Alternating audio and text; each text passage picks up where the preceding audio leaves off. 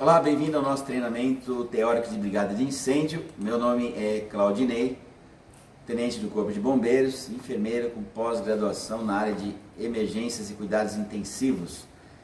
Nesta videoaula, prevenção e combate a incêndios, na parte 2, teremos os seguintes objetivos.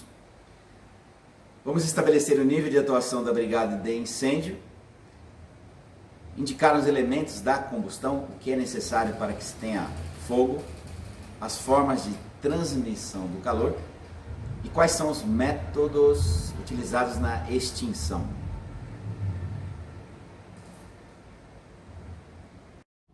Primeira pergunta é: qual que é o nível de atuação de uma brigada de incêndio? Lembre-se que o brigadista é um voluntário a princípio, mas o empregador pode escalar alguma pessoa de cada setor para compor a brigada, já que ele tem que cumprir alguns requisitos para a implantação da brigada, que nós apresentamos logo no primeiro módulo de aula, aspectos legais, técnicos e administrativos da brigada de incêndio.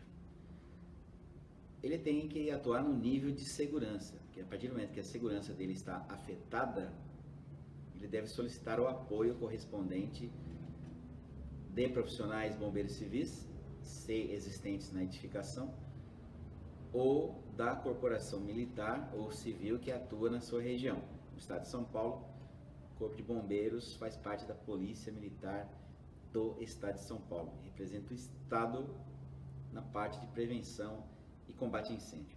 Então nós, brigadistas, atuamos no nível elementar, princípio de incêndio, onde eu consigo, com uma unidade extintora, 2 ou 3, fazer a sua extinção, evitando a propagação. Quando houver propagação, como nesse exemplo, os bombeiros profissionais, civis ou militares, terão que atuar.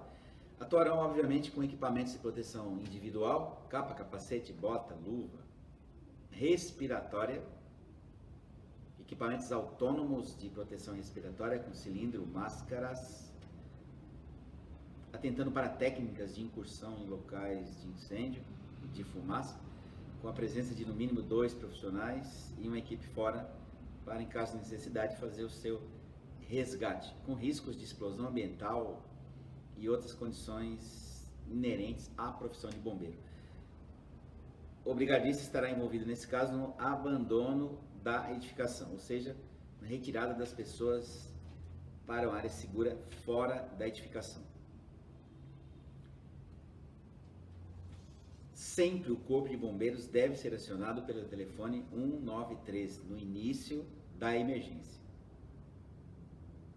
Os 5 primeiros minutos são essenciais para combater um princípio de incêndio. Nós temos vários testes em laboratórios que mostram isso.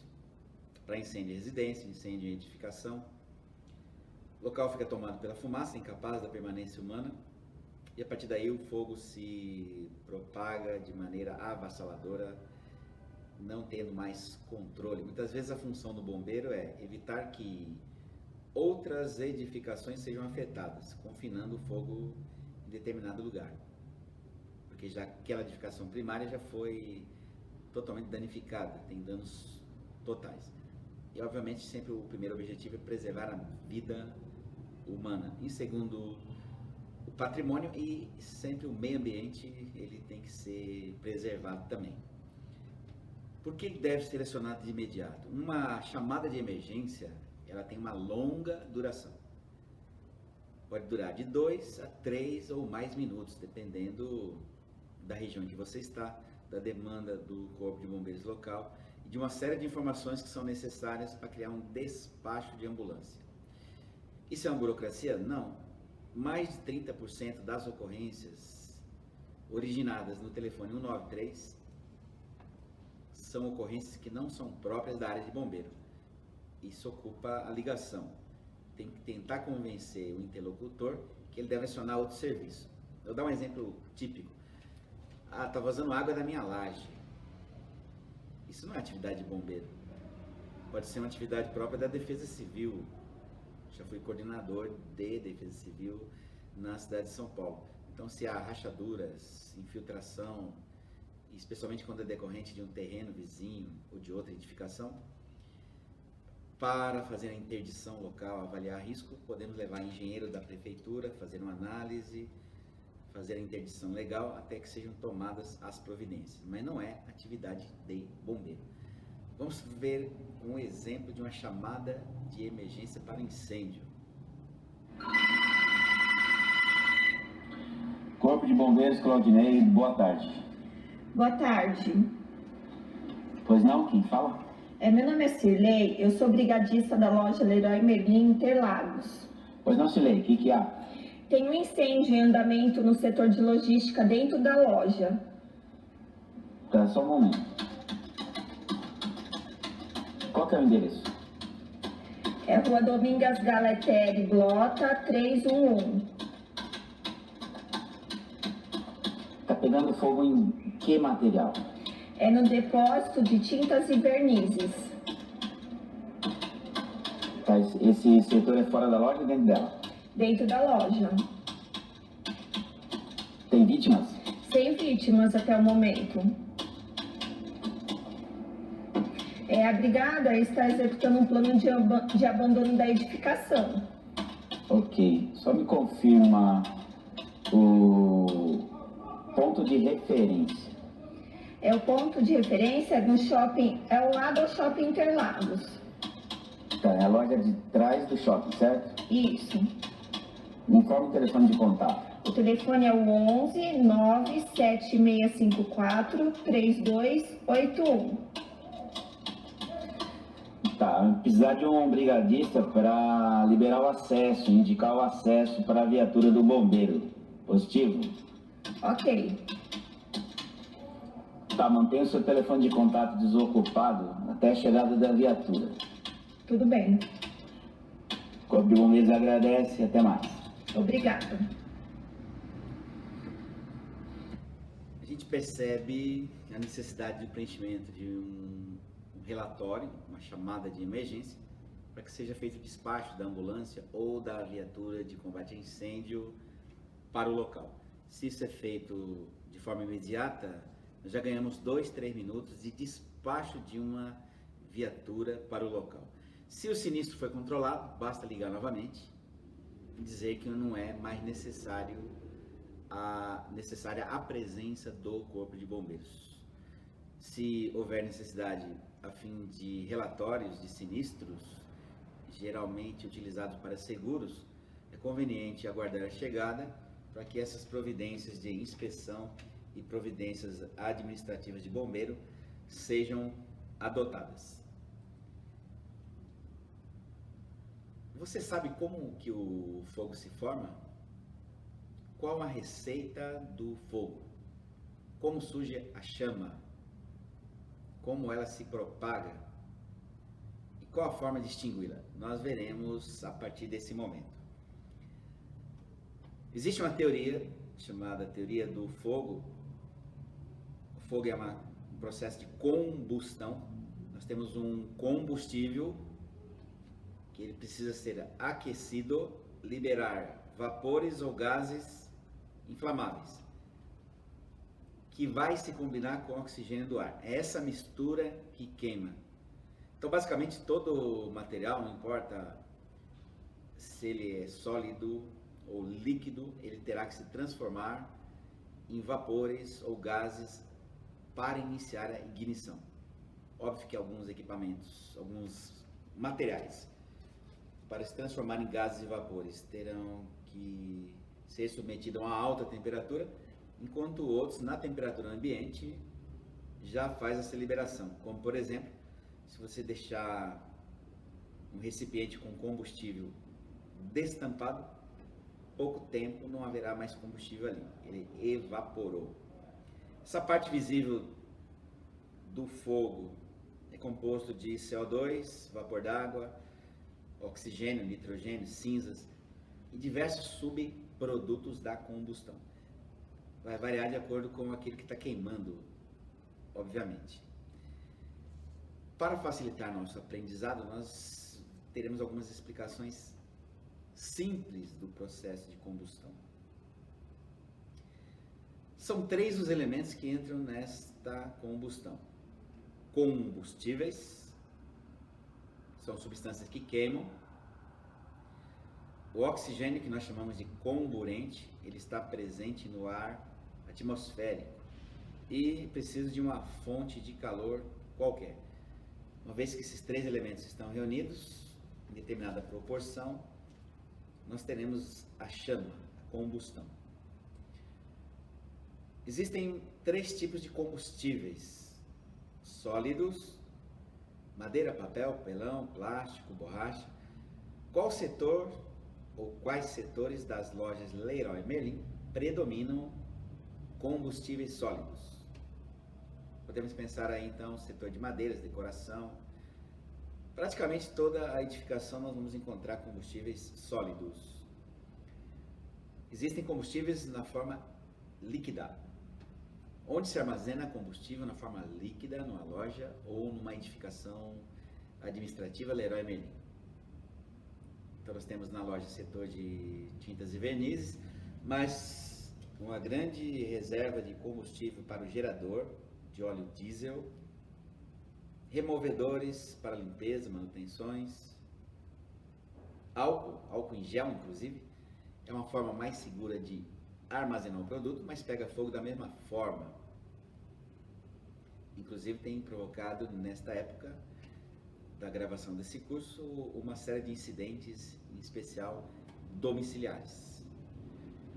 E temos os combustíveis gasosos, além do gás encanado, gás GLP de botijão, existem aerossóis dentro de recipientes, spray, que são gases inflamáveis.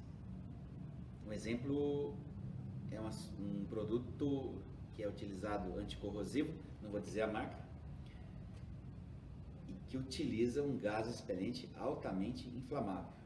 Então nós temos que tomar cuidado, porque o líquido não é inflamável, pode ser usado até em motores aquecidos, mas o gás expelente que está dentro do recipiente é, por classificação, altamente inflamável e pode ser causa de incêndio se não houver uma recomendação adequada de seu uso. Todo combustível sólido e líquido deverá liberar gases ou vapores inflamáveis que se combinarão com o oxigênio presente no ar e com uma fonte de calor haverá a combustão. Se tratando de oxigênio, chamado na teoria do fogo de comburente, 21% da composição do ar atmosférico é oxigênio. Só para lembrar, nós temos 78% de nitrogênio, 21% de oxigênio e o restante são hidrogênio, dióxido de carbono e outros gases que nós inalamos frequentemente. Para que haja combustão, é necessário que tenha uma chama viva, 13 a 21% de oxigênio. Uma queima lenta, 8 a 13%, e abaixo de 8% não ocorre a combustão com essa quantidade de oxigênio. Isso nos dá a seguinte ideia: quando pega fogo na residência, por que as pessoas abrem portas e janelas e vão chamar o bombeiro? Já que haverá entrada de ar fresco, rico em oxigênio, e aquilo que em geral era só fumaça agora se transforma em chama viva, incendiando totalmente a residência e as residências vizinhas. Com base nesse conceito, eu deverei então reduzir a quantidade de oxigênio no ambiente. Esse é um dos princípios de extinção que nós chamamos de abafamento, que nós veremos logo adiante. Então, quanto maior a quantidade de oxigênio, maior será a chama presente no ambiente. Quanto menor a quantidade de oxigênio, menor será a chama. Temos que tomar cuidado pelo seguinte: o oxigênio ele pode produzir uma explosão ambiental. Então você está vendo um ambiente cheio de fumaça, aquela fumaça escura saindo pelas frestas com pressão. Significa que há uma queima lenta, pobre em oxigênio. A temperatura está muitas vezes mais que 1000 graus, uma pressão imensa de gases contidos num recipiente, que pode ser um quarto, um depósito. Basta apenas uma entrada de oxigênio para que a combustão se complete, geralmente produzindo uma explosão ambiental. Então nós devemos manter esses ambientes fechados, se afastar deles, fazer o isolamento da área, um isolamento considerável, afastando pessoas, veículos, até muitas vezes fazendo a retirada de algo móvel que possa se incendiar nas proximidades. Sempre com a devida segurança. Segurança minha vem em primeiro lugar do que o patrimônio e das demais pessoas. Porque em qualquer momento pode se romper uma janela de vidro ou, se houver uma abertura qualquer que sugue para dentro, o oxigênio, poderá acontecer uma explosão ambiental. É uma das ocorrências que traz maior risco para bombeiros. É preferível chegar num local com chama viva do que chegar num local apenas com a presença de fumaça. Temos aqui um exemplo prático aqui, vou retornar, de uma ocorrência no exterior. A gente vê a grande quantidade de fumaça saindo sob pressão, a viatura já estacionada, e às vezes a viatura é armada num local seguro e este incêndio acaba se expandindo. Pode ser um erro de avaliação, mas pode ser o próprio desenvolvimento da ocorrência. Então aqui nós temos fumaça escura, presença de chama lá atrás. Essa fumaça ela pode se queimar instantaneamente, gerando uma grande explosão ambiental, afetando todos ao redor, trazendo como vítimas esses bombeiros. Embora estejam com proteção individual, a explosão é uma das formas mais violentas utilizadas em terrorismo, porque ela tem o poder de produzir lesões, não só pelo calor, mas pelo deslocamento de corpos, do próprio corpo da vítima, ou de estruturas que explodiram, que se tornam mísseis. Então, um pedaço de concreto é ejetado a uma velocidade espantosa. Sem contar os danos internos no corpo humano, especialmente em tímpanos, pulmões, em áreas que possuem presença de ar. Haverá um aumento súbito de pressão, inclusive na área dos intestinos, rompendo esses órgãos internamente, produzindo a morte. Então nós devemos ter como recado: afaste-se de locais com presença de fumaça, isola a área, execute o plano de abandono da edificação, seja parcial daquela área afetada ou totalmente, se toda a edificação estiver em risco, ou tiver possibilidade de se propagar. O calor é um dos elementos do fogo, ele tem o poder de transformar os combustíveis na forma sólida e líquida em gases ou vapores. É ele que vai dar início à combustão. Nós pensamos no ferro, ele vai precisar de um calor imenso para derreter e se incendiar. Gasolina, álcool, óleo diesel vão liberar vapores em temperatura ambiente ou com um pouco mais de calor, como é o caso do óleo diesel. Já o gás de cozinha, gás liquefeito de petróleo, basta uma pequena faísca, muitas vezes gerada de um interruptor de energia elétrica, para que haja a explosão ambiental, ou seja, a queima rápida, violenta desses gases misturados ao oxigênio do ambiente, no ambiente de casa, um ambiente fechado. Existem várias formas de calor a considerar. Vela acesa acaba sendo uma das principais causas de incêndio em residência, muitas vezes por falta de orientação, porque nós temos pessoas que usam para fins religiosos, mas também no dia de chuva, tempestade, caiu energia para iluminação. Existem recursos mais modernos, como iluminações de emergência barata, que pode ser utilizada em substituição à vela acesa. Também para rituais religiosos, que seja feito com segurança. Coloque uma vela sobre um prato, colhe a vela lá com a cera derretida, jogue água ao redor. Se a vela cair, ela vai tombar dentro da água e vai se apagar. Está sobre uma superfície incombustível. Agora, o que não pode? Colocar em cima de mesa, cadeira, cômoda ou próxima à cortina, porque vai haver um princípio de incêndio em algum momento. O calor pode ser gerado de um curto-circuito elétrico ou uso, como nós vimos, de benjamins, bitucas de cigarro jogadas aleatoriamente, ferro de passar roupa ligado. A pessoa sai para trabalhar, deixa o ferro deitado em cima da tábua de passar roupa, geralmente tecido madeira.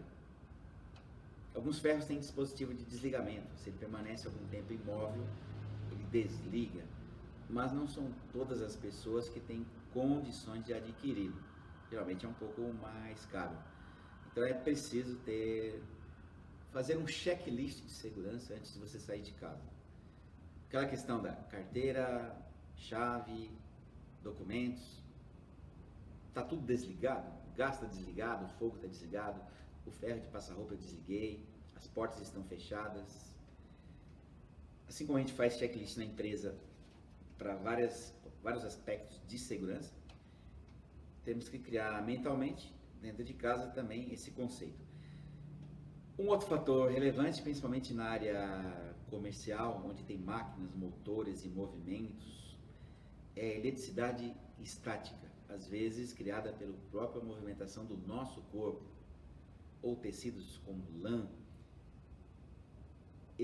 Essa eletricidade, chamada eletricidade estática, pode causar ignição em combustíveis ou vapores inflamáveis. Quem trabalha com líquidos inflamáveis deve cumprir uma norma regulamentadora e certamente tem conhecimento sobre esse tema. A gente observa muito fogo em postos de combustíveis, especialmente onde há o alto abastecimento de veículos, como é comum em outros países. Aqui no Brasil nós temos o frentista, mas é muito comum em outros países as pessoas descerem e, por terem roupas pesadas de lã ou alguns tecidos, fazerem fricção nessas roupas ou fazer a movimentação do corpo, geram eletricidade estática e acabam incendiando o veículo no ato de executar o abastecimento. Conhecer o calor é importante porque dará aos nossos socorristas, brigadistas, uma responsabilidade, especialmente os brigadistas encarregados de segurança do trabalho. Porque enquanto um grupo de brigadistas está combatendo um incêndio nesse setor, pelo menos 2 estarão vistoriando as demais áreas adjacentes, especialmente as áreas acima do princípio de incêndio. Existem 3 formas de condução do calor que podem propagar um incêndio para outras áreas, além da área primária, inicial. Uma dessas formas é a condução. Existe aquele exemplo feito em ciências, quando se aquece uma barra de metal, a pessoa tenta segurar na outra ponta, ela está aquecida. Transferência do calor de molécula a molécula. No exemplo, nós temos uma tubulação sendo aquecida, essa tubulação ultrapassa o pavimento vizinho. Pode aquecer tanto que, se houver material encostado na outra extremidade, esse material vai se aquecer, vai receber calor, a ponto de liberar vapores ou gases inflamáveis, que em contato com o oxigênio do ar, se incendeiam.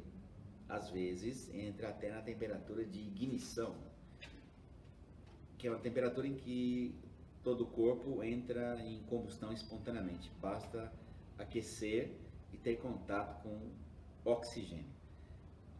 Teremos 2 brigadistas fazendo a inspeção desta área vizinha para ver se não houve essa transmissão. É lógico que durante a construção, se esse projeto teve uma assessoria de engenharia, essas comunicações de vigas metálicas geralmente não existem, ou pelo menos quando possível são evitadas, para evitar essas propagações de incêndio. Um processo que eu citei durante o nosso treinamento, no fogo em apartamento, por carregador de celular deixado sobre o sofá, processo chamado convecção, propagação através de massas de ar quente. Sempre o ar aquecido vai se elevar e vai atingir pavimentos mais altos. Por qualquer fresta, um corredor, fumaça atingindo mais de 1000 graus, produzindo novos incêndios. Essa fumaça aquecida, ela adentra um outro apartamento aqui nesse exemplo, aquece um sofá a ponto de ele entrar em combustão. Isso aqui vai gerar uma outra combustão, gerando mais vapores e gases inflamáveis, mais calor, que vai se alastrando na edificação. Esse processo nós veremos depois, chama-se reação em cadeia. É mais complexo do que essa informação, mas é um processo que se autoalimenta. Daí a importância do seguinte conceito: jamais suba para andares superiores em busca de refúgio ou achando que será resgatado em tempo, porque muitas vezes nem é possível a descida de helicóptero nessas áreas, pelo risco de antenas, parapeitos, rede elétrica ou de telefonia, ou ainda a presença de fumaça que vai desestabilizar, pegar fogo na aeronave. Então, e também não haveria possibilidade de descer por cordas, mesmo porque esse bombeiro estaria também na condição de risco.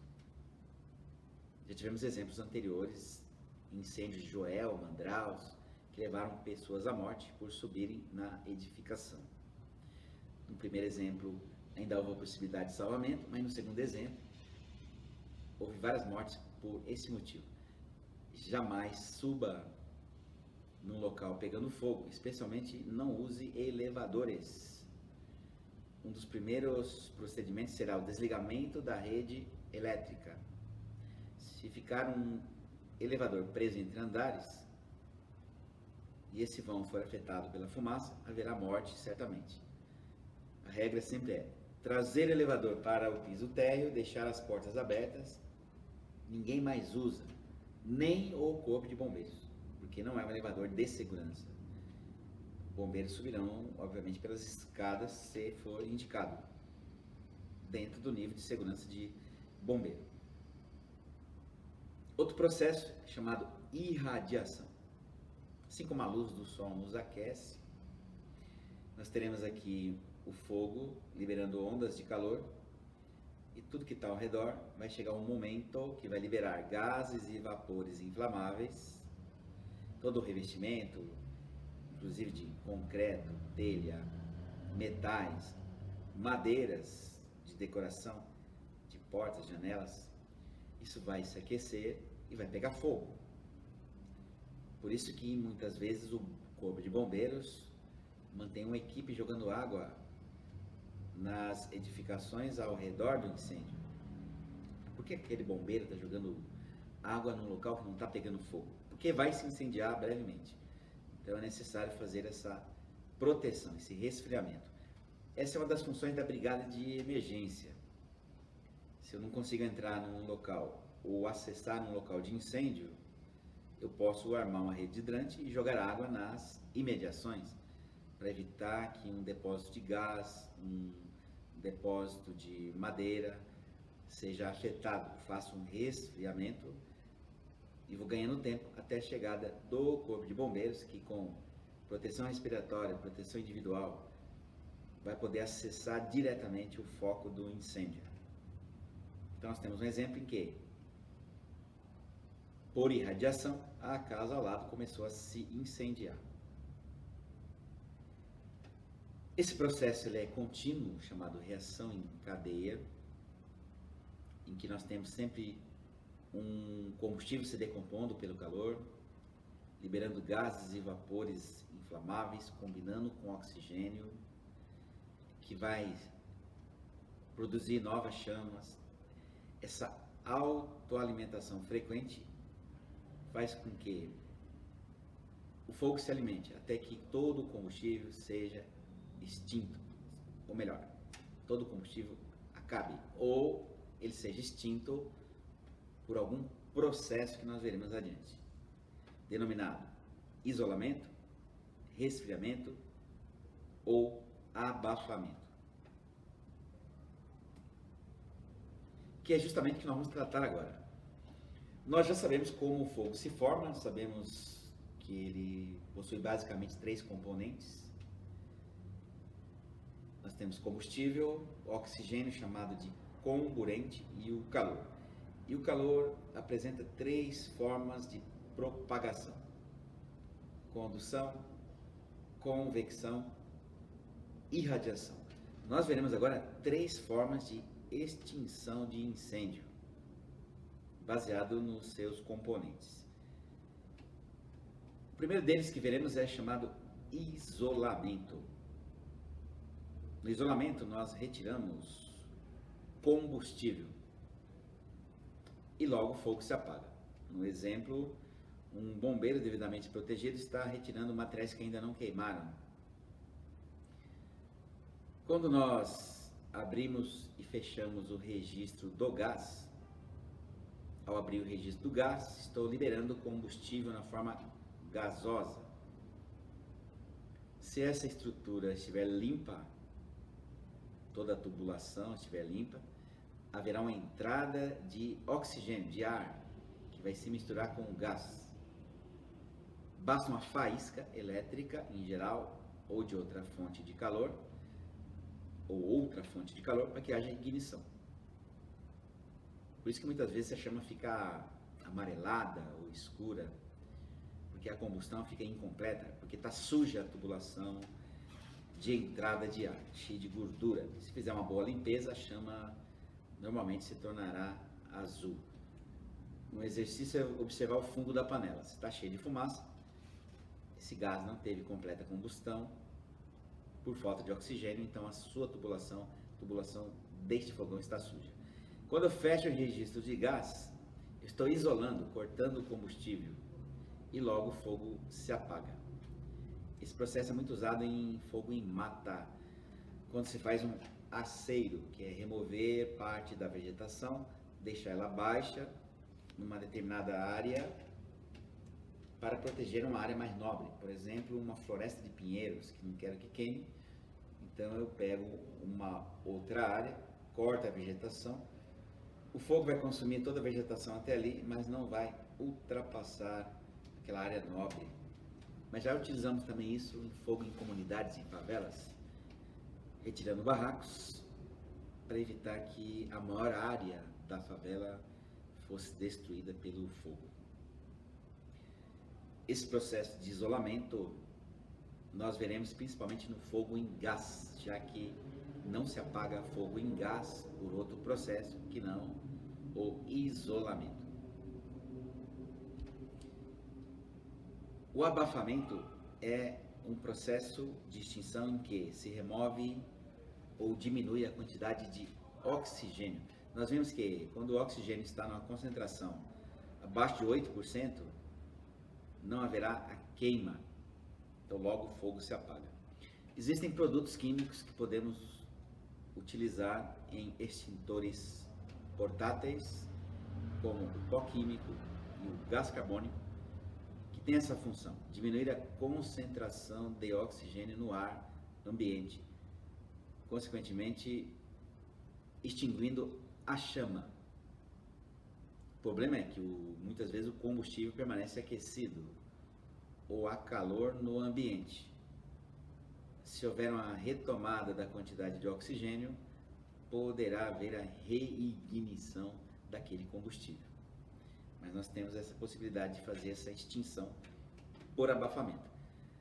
Quando, por exemplo, nós fechamos um recipiente que está pegando fogo, uma panela no fogo, pegando fogo em óleo, eu posso usar a própria tampa da panela para reduzir a quantidade de oxigênio naquele ambiente, extinguindo as chamas.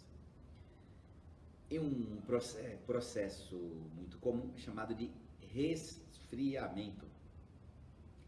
Resfriamento é retirada do calor do combustível e logo o fogo se apaga. A água ela está presente em praticamente todo lugar, em abundância às vezes dentro de uma loja. Podemos ter um extintor, podemos ter 1 milhão de litros na reserva de incêndio, mas também pode estar em uma mangueira de jardim. porém o uso dela é muito restrito. As principais causas de incêndio estão relacionadas a acidente com eletricidade, então o material está energizado, líquidos inflamáveis. E a água não pode ser utilizada nesses dois tipos de combustível. Vão ser necessárias ações antes de sua utilização. Mas é um bom princípio onde se retira o calor do material que está queimando. Especialmente importante para madeira, papel, papelão, plástico, borracha. Com base nesses conhecimentos adquiridos até agora, nós temos condições de já entender o processo de formação do fogo e logo em seguida executar a sua extinção. Mas para isso, para que nós selecionemos o extintor adequado para cada tipo de incêndio, nós devemos classificá-lo. Na próxima aula, nós veremos a classificação dos incêndios em A, B, C, que são, e a forma correta de utilização dos extintores portáteis. Aguardo você. Até a próxima aula.